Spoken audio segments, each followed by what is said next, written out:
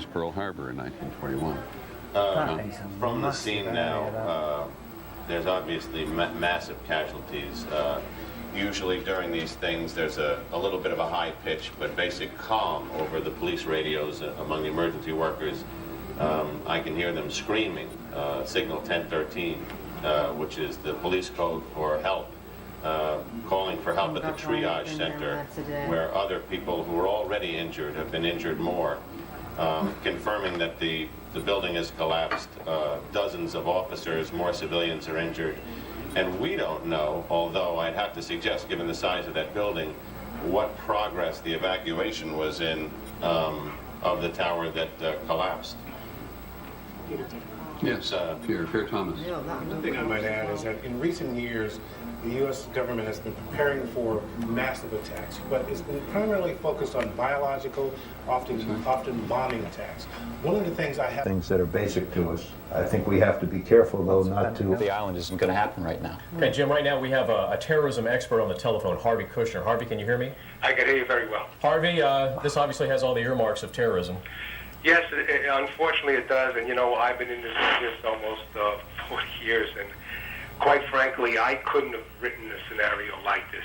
If I would have come forward with something like a possibility like this, they would have laughed. I mean, this has all of the worst case scenarios put together into one. This is monumental. This will be something. And now, and it's been over, I'm in the Carroll Gardens section. Like snow over here. There's just been pieces of charred paper, whole pieces of paper. Not just from a media perspective, but... And we had Brandy on the phone just a short time ago from Brooklyn. Attack. We just keep saying that on a repeated basis. Not having any notion whatsoever of what's going on. Only of the efficiency of terror. Building, she said, just gave way. And you see all the smoke. Now, she says, from her vantage point in Brooklyn, all she can see is smoke. Brandy, are you still with us by any chance? Yeah, apparently, she's we're joined by Rosanna Scotto. Good morning, Rosanna. Morning, Jim. You know, we knew we were going to have a big day today with the primaries. That has obviously taken a back seat right now. What we are hearing is the Board of Elections are meeting right now to determine whether to call off the primary today. And this is unprecedented. This has never happened. Now, if it was a general election, there is stipulations in the charter which say some kind of act of that we don't know in nature, you can call it off, but for a primary, there's... I'm not familiar with the term individuals who do things by themselves.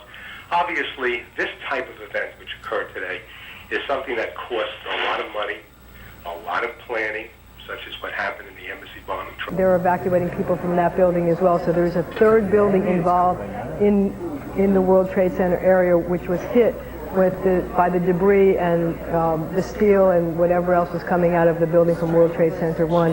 Now we want to tell parents that the students that are in the 3 high schools in the area, one of them is Stuyvesant High School, are safe right now, but parents who want to come pick up their children can come and pick up their children and get them home. Now to give you some sense of how broad this is, I can tell you that in Chicago officials have now evacuated the Sears Tower.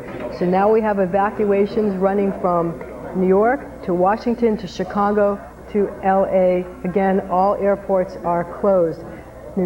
Also, the New Jersey State Police have now opened an emergency command center of their own in New Jersey to try to assist New York in trying to deal with this incredible, incredible tragedy. ABC News watching the Twin Tower and about the time I saw the plane, I watched it come in very low over the trees, and it just dipped down, came down right over 395, right into the Pentagon. And are you fairly sure that it was what we sometimes describe and recognize as a small commuter plane? Yes, it was. Good, Don. Thank you very much. Appreciate your help. You're Don very Wright, welcome. an eyewitness to the crash. As we continue to bring you... Because I think we're about to see a picture of, this is a few moments ago. Watch this. This is the side of the building just collapsing. There you see. There you see. Now, whether that is the result of just further weakening of the structure of the building, or whether that's yet another terrorist attack, I don't know. I would imagine the former, that the building structure just weakens to the point where the wall no longer able to sustain the weight, just caved. But that was the east side of the North Tower of the World Trade Center caving in. And just a few moments ago, we had a woman named Brandy on the phone, and she told us it was another loud roar, and she told us also, this is Kai, can you hear me? Kai, tell us what we're looking at here. These are fighter jets, one would presume, to prevent any further attacks by planes. If they see any plane coming now, it better not be an innocent commercial flight, because I should imagine those fighter jets are up there to intercept and shoot down any plane that comes their way. Trying to ascertain the safety. There are, as you can see, we're getting reports, these are jet fighters. They appear to be. We can't confirm this, but we are getting word from our control room. These are U.S. jet fighters in the air around the Manhattan area. As you know, all airports around the country, not just in the tri-state, all airports around the country have been shut down as a precautionary measure. We have reporters on the ground. One of them is Michelle Charlesworth, who you heard from just a few moments ago. Michelle, where are you and what do you see? I'm not going to be able to communicate with you. You'll be able to hear me, but I can't hear you.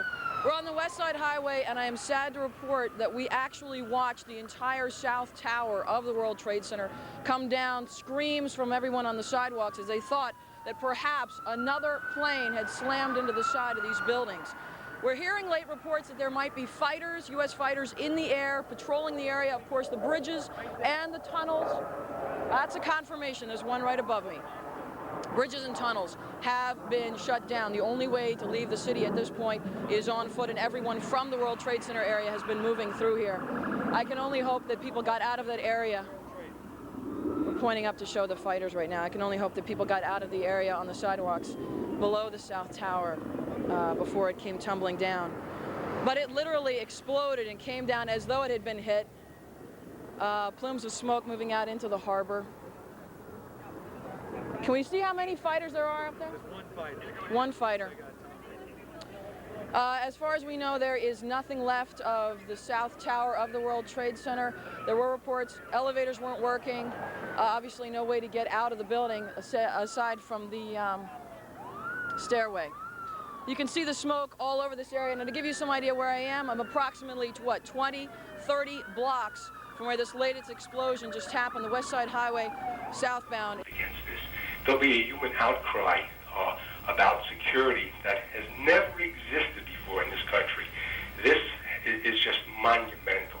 This is something that happens and you're in history and you don't realize that the world is going to change after an event such as this. I can't see America going back to where it was in terms of not looking at security, not looking at intelligence gathering, not looking at our ability to protect ourselves. This now is on the front page.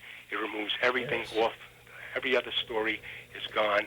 This is something that is going to be with us in the decades to come. The people that were standing around, some of them panicking and trying to get out of buildings. They look like they're pretty calm. They do, The right which way is to good. behave in this kind of situation. Absolutely. We are also trying to stay even keel here. Obviously, this is a very emotionally upsetting situation. There are thousands and thousands of workers in and around that downtown area, not just in the 110-story World Trade Center. We are getting some more information as we heard. We now only see one tower of the World Trade Center Twin Towers standing. We've gotten word that one World Trade Center has either partially or fully collapsed. Well, it looks like a partial collapse. Yeah. We can still see below the smoke. This is actually tape. Okay, this is actually tape, however, and this is, you are now witnessing That's the collapse right there. There it is. Obviously, that structure weakened by the aircraft that we saw fly into it, over an hour ago now.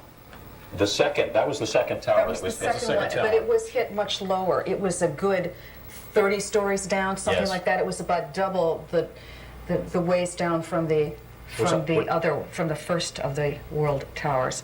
Which the lower it is, obviously, the more vulnerable it is to have a collapse Absolutely. like Now, that. I don't know if you've seen this, Jim.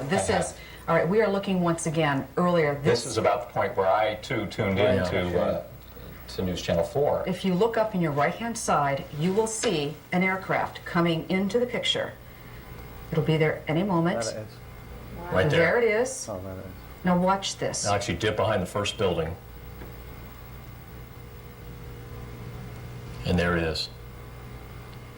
So it goes around behind that building and comes in from the left side, it appears. It crossed Sort over of the through. Hudson. Right. And we have had eyewitnesses who have watched that aircraft. They told us